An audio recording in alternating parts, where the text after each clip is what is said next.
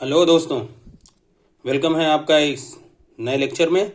ये हमारा lecture number 4 है, रैखिक समीकरण युग्म का जो चैप्टर हमारा है।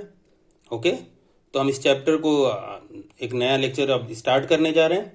यहाँ पे हम आपको बताएंगे कि इसका जो रैखिक समीकरण युग्म दिया होता है तो उसका आलेखीय निरूपण या बीजगणितीय व्याख्या या संगतता उसकी हम कैसे चेक करते हैं। ओके, और इससे पहले की जो वीडियो है वो भी आप देख लें ताकि आपको लीनियर इक्वेशन का जो कॉन्सेप्ट है वो आपको समझ में आ जाए, एक वेरिएबल और दो वेरिएबल वाले जो हैं। ओके, तो इस वीडियो को हम स्टार्ट करते हैं। इससे पहले आप इस चैनल को सब्सक्राइब कर लीजिए अगर सब्सक्राइब आपने नहीं किया, अगर आप नए हैं चैनल पे, और लाइक और शेयर करिए ताकि और लोगों तक ये वीडियो पहुंचे। और डेली हम इस वीडियो पे आपको कोशिश करेंगे डेली एक वीडियो हम आपको अपलोड करें ताकि आप ज़्यादा से ज़्यादा मैथमेटिक्स आप समझ सकें और आसानी से सॉल्व कर सकें। ओके, चलिए शुरू करते हैं इस वीडियो को।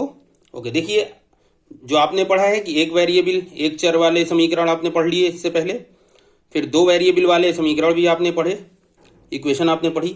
अब यहाँ पे हमें ये है कि दो समीकरण, ये समीकरणों का युग्म कहलाता है, या हम कहते हैं इसको युग्म को निकाय भी कहते हैं, इंग्लिश में हम सिस्टम कहते हैं। जैसे ये हमारा पहला जो है ये सिस्टम ऑफ लीनियर इक्वेशन कहलाएगा, जिसको हम समीकरण युग्म कहते हैं।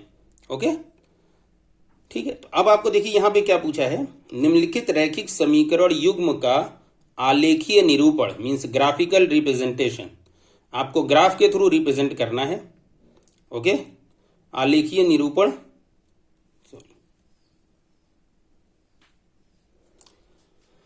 ओके, तो ये आपको दिखाना है। आलेखीय निरूपण का मतलब क्या है कि आपको लाइन ड्रॉ कर ग्राफ के थ्रू, तो अब यहाँ हम ग्राफ तो हम पोस्ट अभी नहीं कर रहे हैं, तो आपको मैथमेटिकल कैलकुलेशन के जरिए आपको दिखाना है कि इसका ग्राफिकल रिप्रेजेंटेशन क्या होगा। मतलब ये जो दो लाइंस हैं ये हमारी इक्वेशन जो होती है क्या होती है, लाइन की इक्वेशन होती है, रेखा की इक्वेशन होती है। ओके, तो ये दोनों रेखाएं आपस में क्या एक दूसरे को कट करेंगी या एक दूसरे के साथ चलेंगी या एक दूसरे के ऊपर होते हुए चलेंगी, तो कैसी होंगी वो हम आगे पढ़ेंगे, आपको पढ़ाएंगे। ओके, तो अब आप ये देखिए बीजगणितीय व्याख्या, अलजेब्राइक एक्सप्लेनेशन एंड संगतता, इसको हम कहते हैं कंसिस्टेंसी। ओके, चलिए पहला हम एग्जाम्पल लेते हैं ताकि आपको बात समझ में आए। ए इक्वल क्या है, जो हमारा पहला सवाल है 3x - 5y + 8 = 0 और 7x + 6y - 9 = 0। ओके, चलिए पहले का हल हम स्टार्ट करते हैं, फिर दूसरा तीसरा चौथा पांचवा हम सारा करेंगे। आज वीडियो हो सकता है थोड़ी सी बड़ी हो जाए तो हम, लेकिन हम पूरा कॉन्सेप्ट एटलीस्ट ये पूरे क्वेश्चन हम सॉल्व आज इस वीडियो में करेंगे। ओके, तो देखिए ये आपकी इक्वेशन दी हुई है, ये आपका क्वेश्चन है, हमने इसको येलो मार्क कर दिया है, ये आपका क्वेश्चन है। ओके, सामान्य रूप क्या होता है, जो हम जनरल इक्वेशन रैखिक इक्वेशन हम रिप्रेजेंट करते हैं, वो पहले वाले को a1x + b1y + c1 = 0 कहते हैं। दूसरी वाली इक्वेशन को हम कहते हैं a2x + b2y + c2 = 0। ठीक है, फिर से समझिए, जो हमारा सामान्य रिप्रेजेंटेशन है, सामान्य रूप रेखाओं का जो है, रैखिक समीकरणों का जो होता है। अच्छा, रैखिक समीकरण क्या होता है, ये हमने आपको पिछले में बताया था कि जो वेरिएबल है, जो हमारा चर है, इस पे पावर 1 होनी चाहिए। अगर 1 नहीं होगी तो ये रैखिक समीकरण नहीं होगा। एक वेरिएबल हो तो एक चर वाले रैखिक समीकरण कहलाएंगे, दो वेरिएबल हो तो linear equation in two variables कहलाएंगे। ओके, अब देखिए उसका सामान्य रूप ये होता है, तो पहले वाले को हम लिखते हैं, देखिए क्या लिखते हैं, a1x + b1y + c1। 1 हम लिखते हैं, मतलब ये पहले वाले, पहली रेखा को रिप्रेजेंट करता है, पहले समीकरण को रिप्रेजेंट करता है। और दूसरे समीकरण को सेम यही प्रोसेस रहेगा, बस क्या हो जाएगा, a2x + b2y + c2 = 0। ओके, अच्छा, अब इन दोनों को हम कंपेयर करेंगे, तो कंपेयर करेंगे, देखिए यहां पहले को पहले से कंपेयर करिए, तो a1 की जगह पे क्या है, यहाँ पे है x है, 3 है, सॉरी, a1 की जगह पे यहाँ देखिए x है, तो a1 की जगह पे यहाँ क्या है, 3, तो a1 की वैल्यू क्या हो जाएगी, 3 हो जाएगी।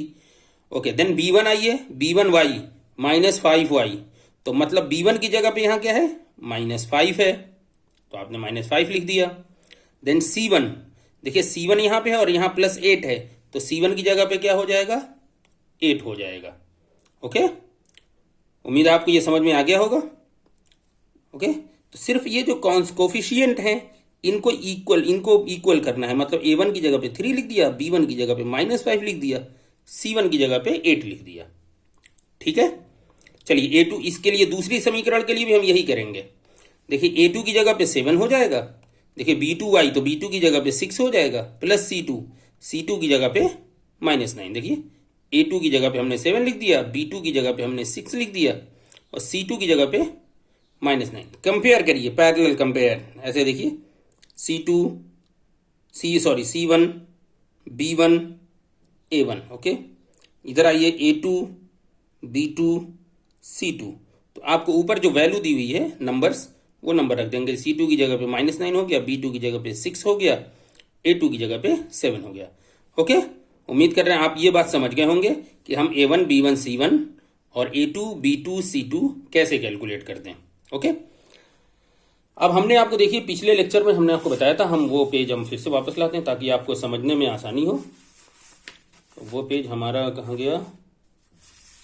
ओके, देखिए ये जो है, यहाँ पे हम इस पेज को फिर से लाएं। ये आपने पिछले वीडियो में आप देखिएगा, ये हमें ये कंपेयर करना, अनुपातों की तुलना करनी पड़ती है। A1 A2 हम निकालेंगे, B1 अपॉन B2 निकालेंगे, C1 अपॉन C2 निकालेंगे और उसको फिर कंपेयर करेंगे। ओके, चलिए, चूंकि ये वीडियो आप देख चुके हैं तो हम इसको बार बार नहीं दिखा रहे हैं, सवाल पे आते हैं।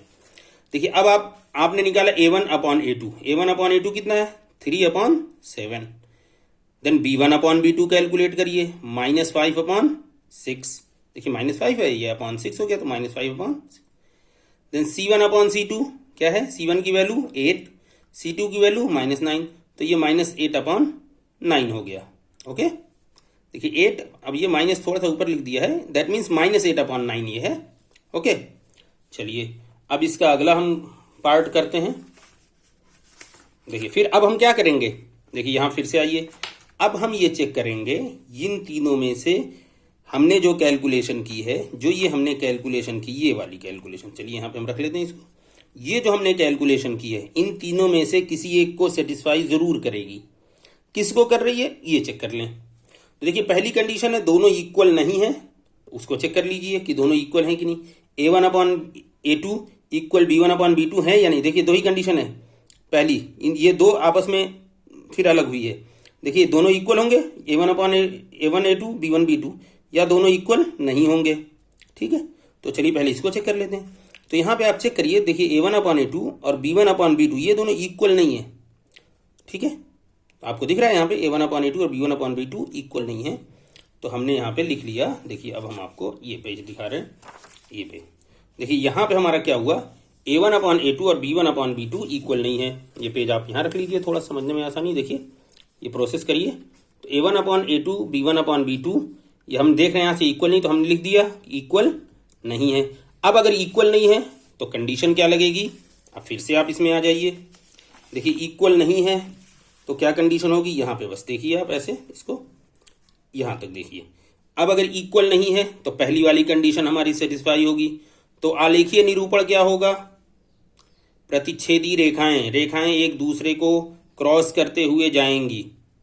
ठीक है, देखिए यहाँ पे क्या है, अगर A1 A2 बराबर नहीं होगा, सवाल क्या था आपका, आलेखीय निरूपण बताना है आपको। तो आलेखीय निरूपण क्या होगा, प्रतिच्छेदी रेखाएं। बीजगणितीय व्याख्या करनी है तो अद्वितीय सॉल्यूशन, अद्वितीय हल मतलब केवल एक ही हल होगा। संगतता क्या होगी, युग्म संगत होंगे, तो युग्म संगत है। ओके, ठीक है, फिर से समझिए। देखिए यहाँ पे आपने जो कैलकुलेशन की है, कैलकुलेशन में आपने ये पाया कि A1 अपॉन A2 और B1 अपॉन B2 ये इक्वल नहीं है। इक्वल ना होने की कंडीशन में आलेखीय निरूपण क्या होगा, प्रतिच्छेदी रेखाएं, वो हमने दिखा दिया आपको। ओके, बीजगणितीय व्याख्या क्या होगी, अद्वितीय हल होंगे, केवल एक ही हल होगा, तो हमने लिख दिया अद्वितीय हल दूसरा। ठीक है, केवल एक ही हल होगा। संगतता क्या होगी उसकी, क्योंकि ये तीन पूछा है, तीनों बातें। आलेखीय निरूपण क्या होगा, बीजगणितीय व्याख्या क्या होगी, संगतता क्या होगी। तो संगतता क्या होगी, युग्म संगत होंगे। ठीक है, युग्म संगत है। तो आपके लिए ये इंपॉर्टेंट है, ये दूसरे या तीसरे लेक्चर में हमने दिया कि इसको आप बहुत अच्छी तरह माइंड में फिट कर लें, माइंड में बिठा लें, याद कर लें, एक तरह से कहें समझ लें, बहुत अच्छी तरह प्रैक्टिस कर लें। ठीक है, अब देखिए यहाँ पे देखिए प्रतिच्छेदी रेखाएं हमने आपको बताया था पिछले लेक्चर में भी, फिर समझ लीजिए। प्रतिच्छेदी रेखाएं कुछ इस तरह क्रॉस करेंगी एक दूसरे को। ठीक है, तो चलिए, तो यानी यहाँ पे रेखाएं प्रतिच्छेदी हैं, एक दूसरे को क्रॉस करते हुए जाएंगी। ओके, चलिए दूसरा देखिए, दूसरा क्वेश्चन क्या है आपका। तो इसमें हमने दूसरा क्वेश्चन लिख दिया है यहाँ पे फिर से, तो हम दोबारा पेज को हम नहीं दिखा रहे हैं आपको। चलिए देखिए, बी इक्वल दिया था 4x minus 3y minus 7 equal 0, 12x plus 9y minus 21 equal 0। Okay, चलिए अब यहाँ पे भी देखिए, अब पहले इक्वेशन में तो हमने ये सामान्य रूप करके आपको दिखाया था। अब हम बार बार ये सामान्य रूप नहीं निकालेंगे, आप डायरेक्टली इसको कर सकते हैं, वेल नोन रिजल्ट है। अदरवाइज आप चाहें तो इसको हर, जब आप, चूंकि आपको एग्जाम में कोई एक ही क्वेश्चन आएगा तो आप सामान्य रूप लिख दें। तो सामान्य रूप जब लिखेंगे तो उसके बाद आप देखिए पहले वाले में क्या होगा, a1 b1 c1। देखिए a1 b1 c1, a2 b2 c2। a1 की वैल्यू हो गई 4, b1 की वैल्यू हो गई 3, c1 की हो गई -7। 4 3 -7। दूसरी इक्वेशन में क्या होगा, 2 से रिप्रेजेंट करेंगे, तो a2 की वैल्यू हो गई 12। देखिए यहाँ b2 होगा, b2 की जगह पे हो गया 9, ये वाला पार्ट c2 होगा, c2 की जगह पे हो गया -21। ओके, उम्मीद आप इसको समझ रहे होंगे, a1 a2 b1 b2 c1 c2 हम कैसे कैलकुलेट करते हैं। अब यहाँ पे भी क्या करना है आपको, फिर से वही कैलकुलेशन आप चेक करेंगे, a1 upon a2 b1 upon b2 के इक्वल है या नहीं है। तो पहले ये अनुपात निकालिए, रेशियो निकालिए। तो a1 अपॉन a2, a1 की वैल्यू आपने 4 लिखी, a2 की वैल्यू 12 लिखी, और ये जब कैंसिल किया तो 4 3 4 3 12, तो 1/3 हो गया। फिर b1 अपॉन b2 निकालिए, तो b1 की वैल्यू 3 है, b2 की वैल्यू 9 है, ये 3/9 हो गया। तो 3 3 9 होता है, तो 1/3 हो गया। c1 अपॉन c2, तो c1 की वैल्यू है -7, c2 की वैल्यू है -21। इसको भी जब आप कैंसिल करेंगे तो माइनस माइनस तो कैंसिल हो जाएगा, और 7 3 21, 7 3 क्या होता है 21, तो 1/3 ये भी हो गया। तो यहाँ पे हम कैलकुलेशन में देख रहे हैं कि a1 अपॉन a2 की जो वैल्यू है वो इक्वल है b1 अपॉन b2 के, वही इक्वल है c1 अपॉन c2 के। मतलब तीनों रेशियो देखिए, फर्स्ट रेशियो क्या है 1/3, b1 वाला रेशियो क्या है 1/3, c वाला रेशियो क्या है 1/3। That means a1 upon a2 equal b1 upon b2 equal c1 upon c2। जब दोनों इक्वल होंगे तो c1 अपॉन c2 भी चेक करेंगे कि वो इक्वल है कि नहीं है। ओके, तो यहाँ पे दोनों इक्वल मिले, इसलिए हम c1 अपॉन c2 कैलकुलेट करेंगे। अगर इक्वल नहीं तो c1 अपॉन c2 हमें कैलकुलेट करने की जरूरत नहीं है, दिखाने की जरूरत नहीं, मतलब कैलकुलेट तो हम कर लेंगे, दिखाने की जरूरत नहीं है कि ये है कि नहीं है। जैसे यहाँ पे देखिए हमने दिखाया नहीं कि c1 अपॉन c2 का कुछ है नहीं, क्योंकि इक्वल नहीं है तो यहीं पे हमें रिजल्ट मिल जाता है। अगर इक्वल होते हैं तो फिर हम c1 अपॉन c2 करेंगे कि वो इक्वल होगा या नहीं होगा। ओके, यहाँ पे देखिए क्या है, तीनों इक्वल हैं। अब फिर से आइए, तीनों इक्वल हैं पे क्या कंडीशन है, देखिए हम यहाँ इसको ऐसे कर दे रहे हैं, उम्मीद आपको दिख रहा होगा, ये देखिए दिख रहा है, तीनों इक्वल, ये देखिए तीनों इक्वल हैं। तो तीनों इक्वल क्या करने पे कंडीशन में क्या होगा, रेखाएं संपाती होंगी। देखिए थोड़ा सा नीचे और करिए, ऐसे कर लीजिए, ठीक है। तो तीनों इक्वल अगर हैं तो रेखाएं क्या होंगी, संपाती होंगी। हल कितने होंगे, अनंत हल होंगे। युग्म क्या होगा, संगत होगा और निर्भर होगा। ओके, संपाती रेखाएं क्या होती हैं, देखिए ये संपाती रेखाएं होती एक दूसरे के ऊपर चलती हैं, ठीक है। जैसे पैरेलल होती है ना, पैरेलल जैसी ही होती है, लेकिन ये एक दूसरे पे चलती हैं, ठीक है, एक के ऊपर एक रहती हैं रेखाएं। ओके, तो ये हो गई, ठीक। तो अब यहां हमने लिख दिया, आलेखीय निरूपण क्या है, संपाती रेखाएं होंगी। बीजगणितीय व्याख्या क्या है, अलजेब्रिक एक्सप्लेनेशन क्या है, अनंत हल होंगे इसके। संगतता क्या है कि निकाय संगत है, निर्भर है। ओके, निकाय संगत होगा, मतलब ये युग्म है, समीकरणों का जो युग्म दिया हुआ है, सिस्टम ऑफ इक्वेशन जो दिया हुआ है वो कंसिस्टेंट होगा बट डिपेंडेंट होगा। ओके, चलिए ठीक, तो उम्मीद है आपको ये बस देखिए बार बार ये पेज यूज हो रहा है, तो इस पेज को बहुत अच्छी तरह समझ लीजिए। एक बार फिर से हम यहां भी समझा दे रहे हैं कि देखिए रेशियो अगर इक्वल होगा, इक्वल नहीं होगा तो प्रतिच्छेदी रेखाएं होंगी। रेशियो ए और बी का रेशियो इक्वल होगा और सी का भी अगर इक्वल हो गया रेशियो तो संपाती रेखाएं होंगी। सी का इक्वल नहीं होगा तो समांतर रेखाएं होंगी। तीनों इक्वल होंगे तो अनंत हल होंगे। युग्म संगत तो होगा बट निर्भर होगा।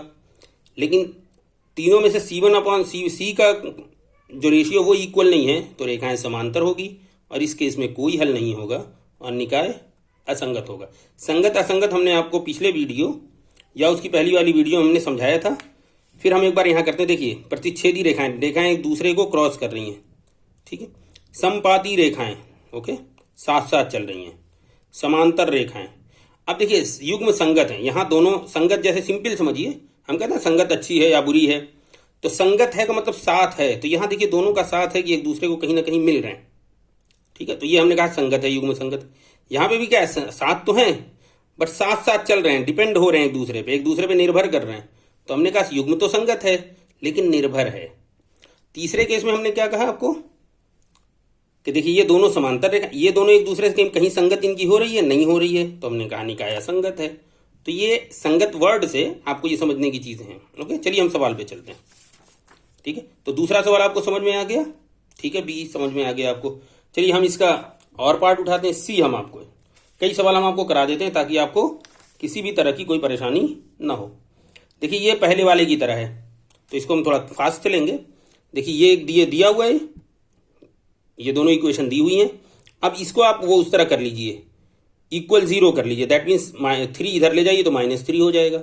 ये 5 इक्वल 5 है तो इक्वल के इधर ले जाइए, इक्वल में 0 रखिए तो इधर -5 हो जाएगा। तो बस आपने ये थोड़ा सा एडजस्ट कर दिया इसको। ओके, अब आप कंपेयर करिए। फर्स्ट जो इक्वेशन है वो A1 B1 C1 के लिए होगा, तो ये A1 हो गया, यहाँ B1 यहाँ C1। देखिए A1 तो 2 है, C1 भी -3 है, B1 की जगह पे यहाँ -y है, तो माइनस का मतलब यहाँ 1 इंक्लूड है, कहीं y लिखिए या 1y लिखिए एक ही बात होगी। तो B1 की जगह पे क्या हो जाएगा, -1 हो जाएगा। यहाँ पे देखिए 2 से रिप्रेजेंट करेंगे, A2 B2 C2, A2 की वैल्यू 4, B2 की वैल्यू अगेन माइनस है तो -1 हो जाएगी, और C2 की वैल्यू -5। अब यहाँ पे कंपेयर कर लीजिए आप, A1 अपॉन A2 चेक करिए, देखिए A1 की वैल्यू रखिए, A2 की वैल्यू रखिए, फिर B1 अपॉन B2 की वैल्यू रखिए, फिर C1 अपॉन C2 की वैल्यू रखिए। अब यहाँ पे आपको इन दोनों में दिख रहा है कि ये दोनों A और B का रेशियो इक्वल नहीं है, तो आपको C दिखाने की जरूरत नहीं कि C का रेशियो इक्वल होगा कि नहीं होगा, इससे मतलब ये नहीं रह गया हमारा।